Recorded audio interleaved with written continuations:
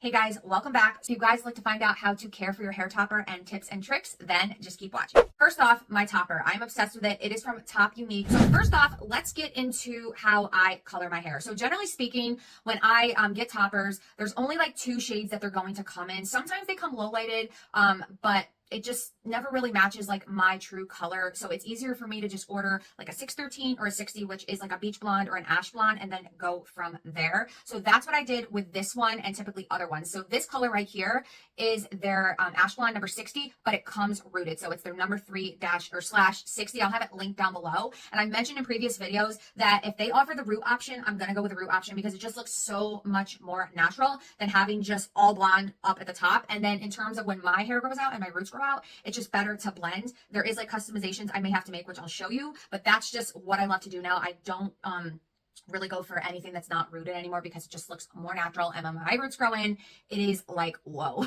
I have pretty dark roots, so yeah, but they're not really bad right now. But when they get bad, it's like, ugh. So I think I might have took a picture of the products that I use, but basically what I do when I get my toppers, I feel comfortable doing this. I've been doing this for years, but if you do not feel comfortable dyeing your hair, obviously take it to your hairdresser. My sister's my hairdresser, and I've just been doing this for years. I feel comfortable doing it. But basically for my hair, I use the shade 7A. I was doing a 7N for the low light color for a long time, but the 7A just matches my hair a lot better. So it's more of like an ashier low light. It's a very low light. And typically I will go in with a 20 or a 30 developer. So this time I did a 30 developer and I really like the way it came out. I did go a little heavy right in here. It will fade over time because as you can see on this side, it doesn't look as heavy. So it was like a little mistake I made, but over time it will fade. But you can just see this really nice light like ash color that's like a light ash brown. So that's the color that I did, and it like transforms it. I used to like go ahead and tone toppers before with a purple shampoo. Don't do that. Because it could like actually trap the purple on the topper, even if you leave it on for like a second.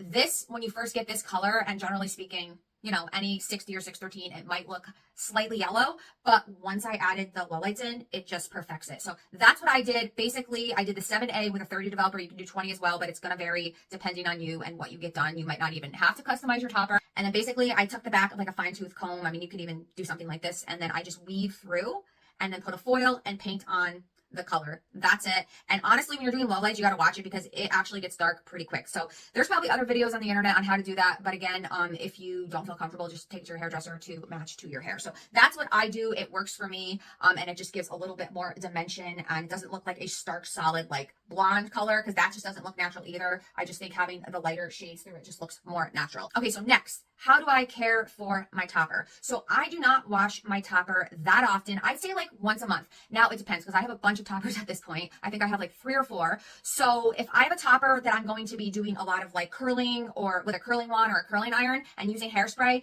that's going to be a topper I'm going to wash a lot more frequently because of the buildup with the hairspray. But a topper that I wear straight like this, I can go a little bit longer. I may start like curling this one since it is longer, but if I just wear it like this and I'm not like touching the ends or putting any product on the ends, then it's going to last a lot longer.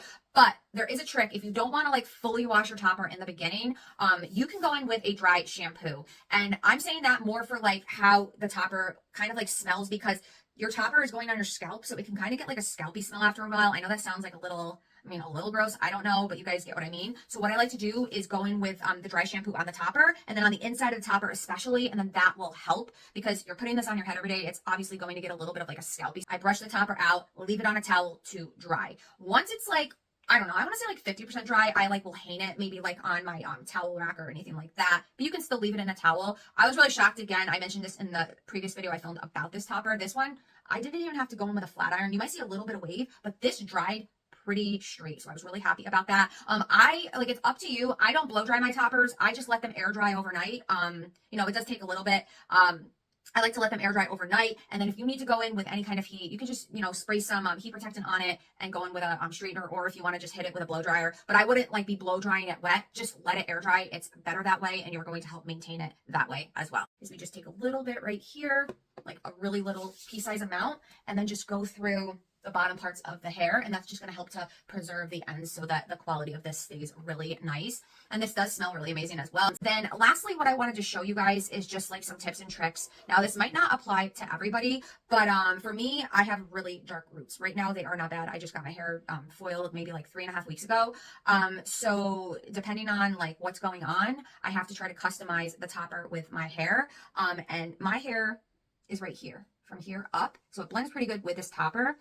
So right now it looks good. I've had to do this commonly with toppers, so it's not a big deal. You want to go and create a part. So I'm just going to recreate this one just to show you how to do it.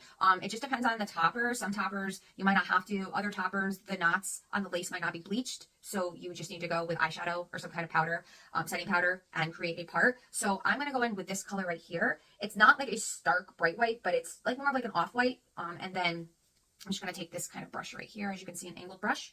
And I like to go starting on my real scalp, where the part is, and then just go back, and it blends perfectly. For years, I would just start right here. I find that if you blend your scalp and part with the powder and go all the way back, that it works well. I don't do this all the time. I maybe do this like touch up with the part once a week, and it takes 2 seconds. And then lastly, and I have other videos that show you how to do this, like when my roots are really bad and they'll even roll past the roots on this, I go in with eyeshadow, and you just have to find an eyeshadow that really is close to your root color. So I don't have the palette with me, but I have like a Too Faced palette where the eyeshadow is like the perfect color on my roots. So it's going to be darker than this, but you basically go in with an eyeshadow, and you can use this kind of brush or, you know, a little bit of a bigger brush, and you're just going to go in, and you can even follow the root on here, because my root is actually really a lot darker than this. And you can just follow the root on here and go in with an eyeshadow and then just blend it out and make sure there's no harsh lines. And especially like right where the topper touches your real hair, make sure you go in with that eyeshadow color. And it is great because then it allows me to go longer and getting my hair done. I'm trying to get my hair done, or like getting foils in my hair. I'm trying to stretch it to like every 3 months, and it is so hard, you guys. But in terms of trying to like regrow my hair, it's definitely working. So that's how I kind of pro on, so that I don't have to, you know, go and get foils every time, so that it matches. Basically, as my hair grows, I customize the topper. So and then when I go and get my hair done, I take a makeup wipe, and then I just wipe off all the eyeshadow, and then it's like new again, and I'm ready to go and start over again. So I figured I would kind of just give you guys just a dedicated video on how I care for my toppers and tips and tricks and everything like that, since I don't really mention a lot of these things in my topper videos. Again, this topper right here is from TopUnique. I'm loving it. It's just so soft, and it is 20 inches, which most toppers, the standard length is 16. So I appreciate that this comes in 20 inches because it saves me time from having to customize it and add length to it. So if you guys are interested in this topper right here, I will have it linked down below with a coupon code. But anyways, that is it. Let me know if you guys have any questions, and I will see you in my next video. Bye.